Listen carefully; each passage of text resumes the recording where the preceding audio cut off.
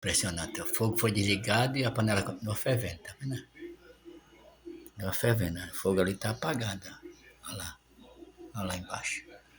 O fogo continuou apagado e a panela, não sei se ela é porque é de vidro, porque geralmente acontece isso que a panela é pressão, né? Aí olha, tá fervendo, né? Fervendo mesmo. Tá super quente, senão eu ia tirar a tampa aqui só pra mostrar. Ah, não vou tirar não. Mas dá pra ver por cima. Aí, dá pra ver por cima. Ó. Fervendo, cara. Que impressionante, rapaz. Vou deixar. Entendeu? A mandioquinha aí, né? No fogo. Mas não tem fogo ali embaixo. Olha lá.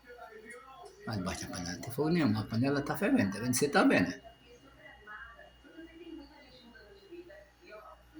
Fervura potente, né? Fervura fraca não. Tá vendo aí? Pressão nível, né? Coisa incrível.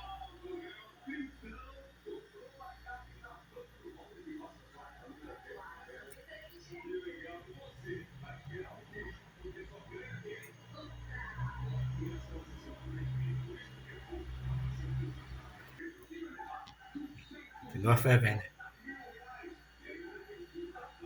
Depois de 5 minutos aí desligado o fogo.